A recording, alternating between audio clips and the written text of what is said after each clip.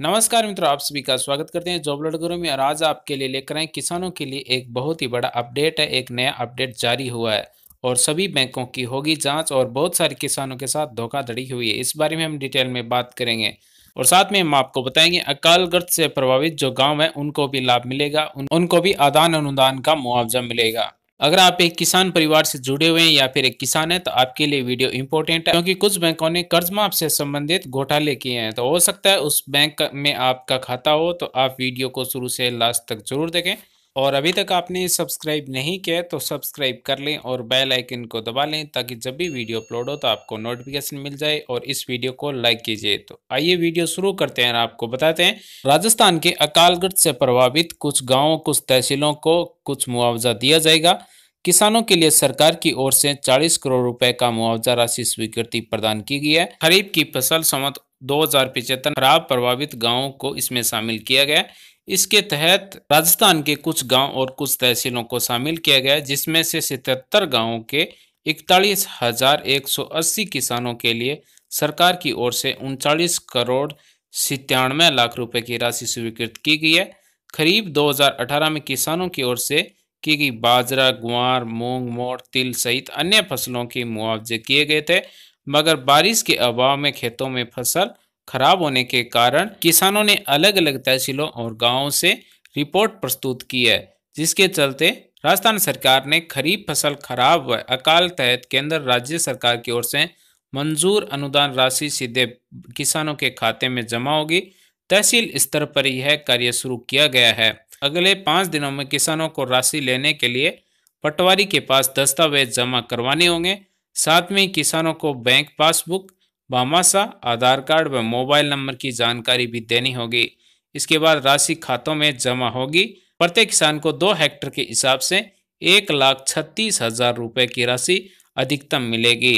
अकालग्रस्त से प्रभावित चूरू जिले के 77 गांवों को शामिल किया गया, जिसके तहत किसान को अपने दस्तावेज है, कुछ प्रमाण पत्र वो पटवारी को जमा करवाने हैं और प्रत्येक किसान को 1,36,000 रुपए की राशि दी जाएगी। अगर किसी गांव में अकालग्रस्त से प्रभावित कुछ किसान है तो वो अपनी रिपोर्ट बनाकर आप अपने तहसीलदार को जमा करवा सकते हैं। रिपोर्ट प्रस्तुत करवाने के बाद में आपके गांव का सर्वे पटवारी द्वारा किया।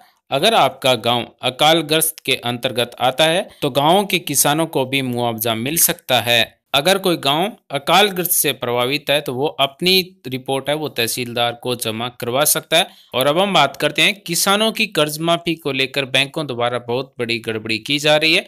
इसके चलते कार्यवृत्त कृषि उपदेशीय सहकारी समिति लिमिटेड, ओबरी पंचायत समिति, सागवाड़ा जिला डूंगरपुर, राजस्थान में 1700 के नाम कर्ज उठाकर 8 करोड़ रुपए का गड़बड़ की गई है। डूंगरपुर के किसानों को कर्ज माफी के नाम पर उजागर हुए बड़े घोटाले ने सरकार और प्रशासन की नींद उड़ा दी है। राजस्थान में किसानों के कर्ज माफ से संबंधित घोटाले पर सरकार ने लोन सुपरवाइजर को निलंबित कर दिया तथा 3 वृहद कृषि बहु उपदेशीय सरकारी समिति के व्यवस्थापक को अधिकार छीन लिए हैं। मामले की जांच के लिए अतिरिक्त रजिस्ट्रार की निगरानी में टीम गठित की गई है।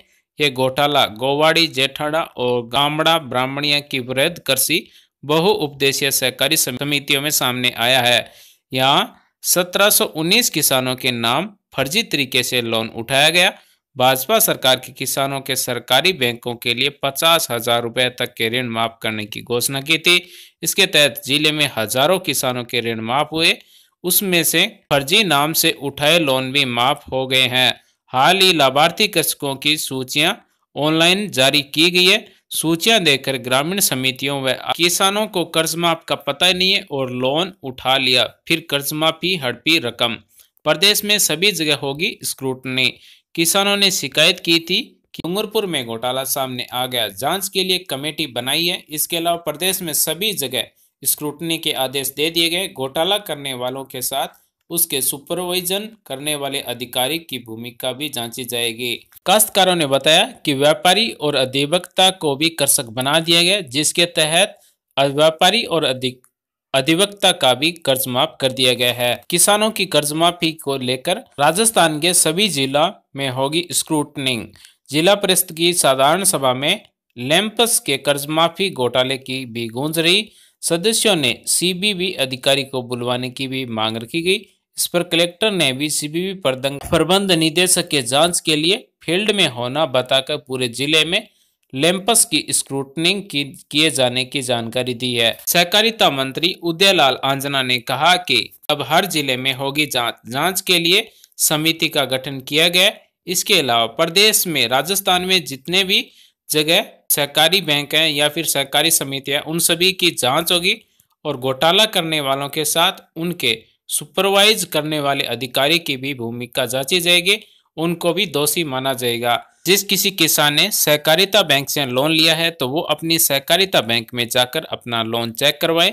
कहीं आपके साथ भी धोखाधड़ी नहीं हुई है तो आप अपनी नज़दीकी जो सहकारिता बैंक है उसमें जाकर पता कर सकते हैं कि आपका कितने रुपए तक का लोन माफ हुआ है। जिस सहकारी समिति से आपने लोन लिया उसमें जाकर आप पता करें कितने रुपए तक लोन माफ हुआ है। साथ में आपको बता देते हैं, वैसे सहकारिता बैंक से जिन किसान ने लोन लिया था उनका सारा लोन है वो माफ हो गया था, लेकिन फिर भी आप इस सहकारिता बैंक से आपने लोन लिया उसमें जाकर आप पता कर सकते हैं। ये तो था आपके लिए एक किसानों की कर्ज माफी से संबंधित कुछ नए अपडेट्स थे, वो हमने आपको इस वीडियो में बताएं। उम्मीद करते हैं हमारे द्वारा दी गई जानकारी आपको अच्छी लगी होगी, आपके समझ में आई होगी। अगर फिर भी आपके मन में सवाल विचार है तो आप हमें कमेंट कर सकते हैं, हमारी तरफ से आपको रिप्लाई किया जाएगा। वीडियो देखने के लिए धन्यवाद। Thanks for watching. आपका दिन शुभ हो।